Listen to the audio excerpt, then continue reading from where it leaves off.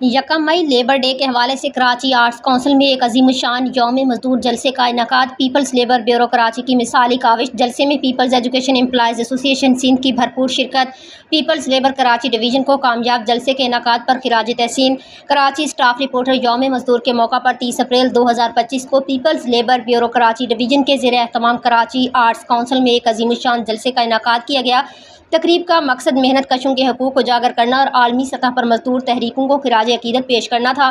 اس پروقار جلسے کے مہمان خصوصی پاکستان پیپلز پارٹی کراچی ڈویژن کے صدر صوبائی وزیر بلدیات سندھ سعید غنی، سابق chairman senate senator Raza Rabbani اور دیگر مرکزی رہنما بھی خصوصی طور پر شریک ہوئے۔ جلسے میں سرکاری اور غیر سرکاری ملازمین کی بڑی تعداد نے شرکت کی، جہاں محنت کش طبقے کے مسائل اور ان کے حقوق پر تفصیل سے گفتگو کی گئی۔ مقررین نے شکاگو کے شہداء کی قربانیوں کو زبردست خراج عقیدت پیش کرتے ہوئے IMF کی مزدور دشمن پالیسیوں کو شدید تنقید کا نشانہ بنایا۔